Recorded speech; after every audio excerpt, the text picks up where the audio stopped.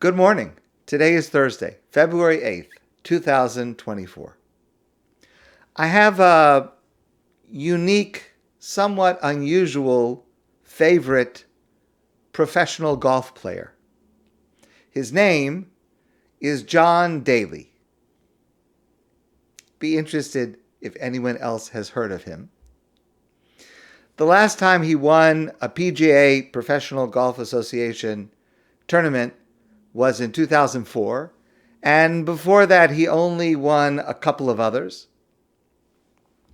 He's had problems with alcohol, problems with gambling, problems with his weight, problems with his 4 wives. But there is one statistic in which he leads the PGA. And in a sense, it's one of the most important, if not for golf, then for life. He leads the PGA. He is the absolute first place among professional golfers in bounce back. Bounce back measures how often a player follows a bogey with a birdie. In golf, a bogey is not good. A birdie is excellent. So how often a player recovers from a poor performance with a stellar performance. It's amazing that there is such a statistic. And John Daly is the master of resilience. He is the master of bounce back.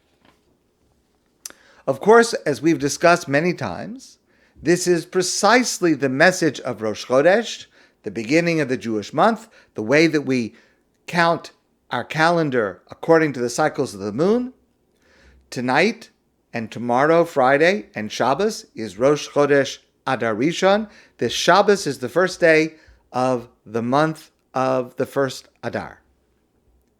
And the reason so much of our lives as Jews revolve around the cycles of the moon, of course, as we've discussed many times, it wanes, it disappears, only to reemerge with the strength and vigor to become full.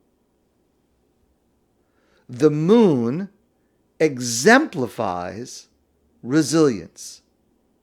And it is so important to us as Jews because our history, our story, is the story of resilience. We, the Jewish people, are the masters of bounce back. So allow me to share with you an amazing example of this, which was recently featured in an article in the Times of Israel. And it is a story that embodies the volunteer spirit and out-of-the-box thinking in Israel. It involves a group of soldiers long since past the time when they were released and finished with army service. And it involves a collection of tanks no longer being used, that were brought together to create Phoenix, which is the name of a new tank battalion already seeing action in Gaza. So here's the story. There's a man in Israel named Dan Levitt, and he served active duty years and years ago. Just 3 days after October 7th, he realized, although he was older, he had to do something.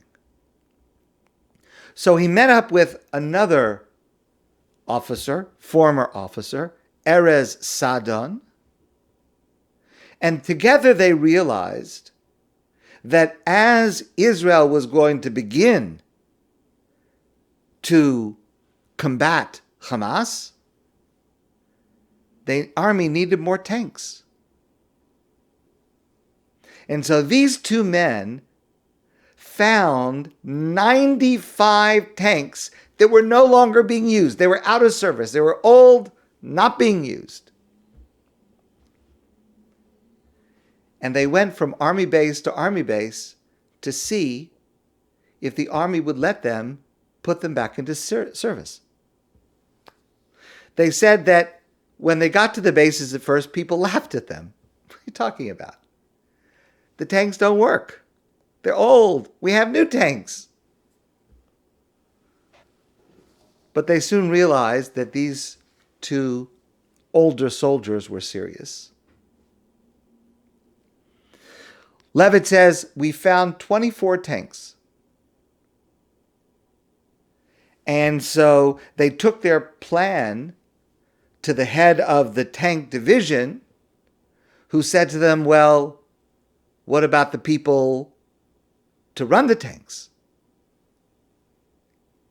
So we wrote a message on WhatsApp that we were looking for people who were able to operate these old tanks.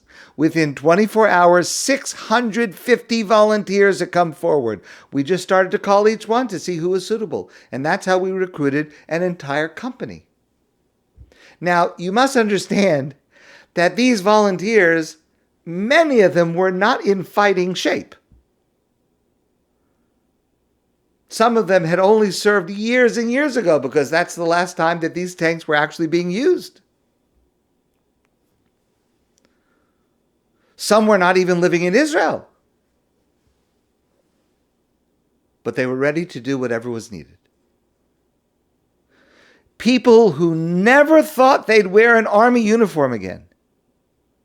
And tanks that nobody thought would be driven anymore have risen again. Thus the name Phoenix. That's a quote from Levitt.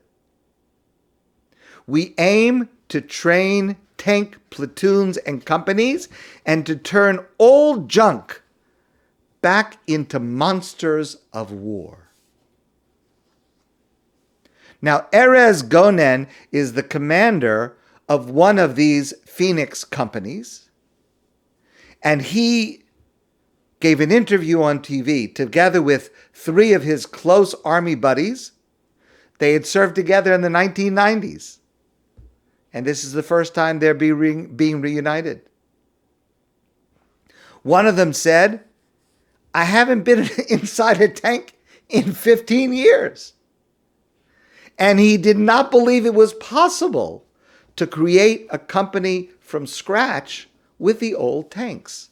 And yet, this Phoenix Battalion began by replacing tanks on the Israeli border with Gaza, but has since also been on missions inside Gaza.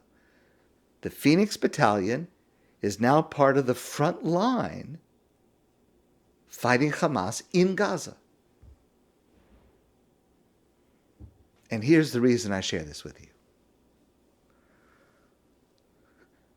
Danny Luria, one of the soldiers, way past his time, fighting in these tanks, said, it's part of what we are as a country, as a people.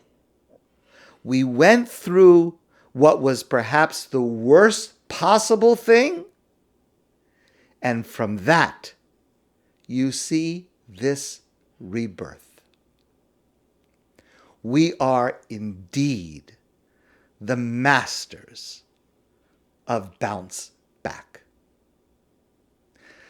My friends, I wish you a great day and a beautiful Rosh Chodesh, and I look forward to seeing you soon in person.